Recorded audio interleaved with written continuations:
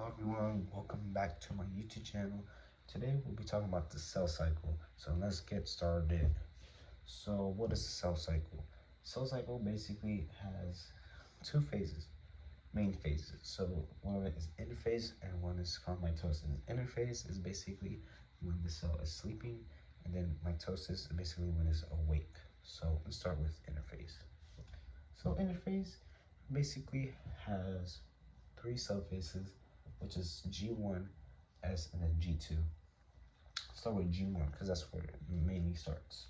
So G1, which is I placed it in a circle. G1 is basically when the cell is growing and it prepares for the S phase, which is called the synthesis phase.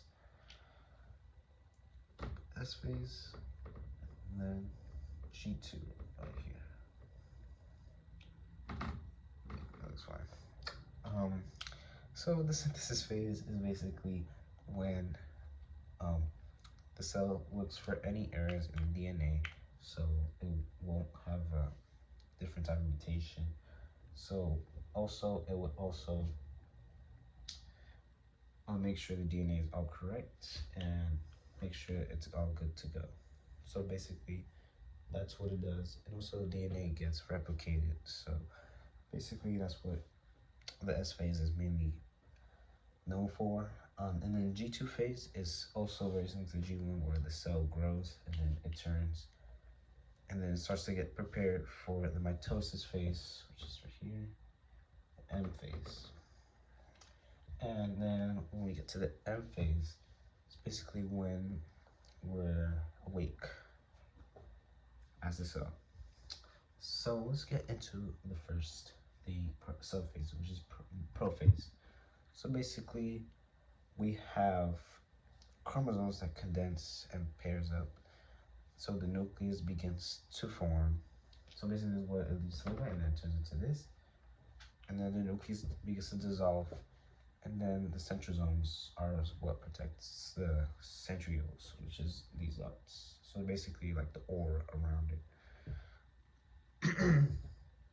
So then they start to move to the outer opposite ends, and then the centrosomes carry the centrioles. So basically, it's outside centriole. So that's what it mainly looks like. And then after the prophase, we get to the metaphase, which gets to the good stuff. So now here we have the X's, and they are the chromosomes, and then these little lines are spindle fibers, and then they're attached to the centrioles.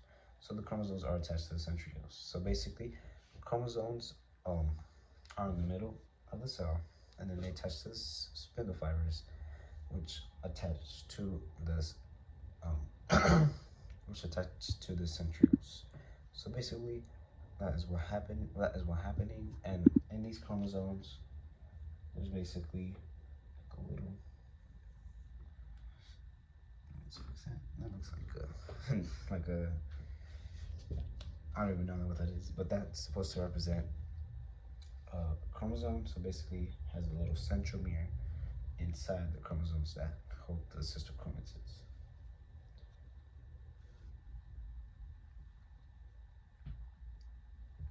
And then after that,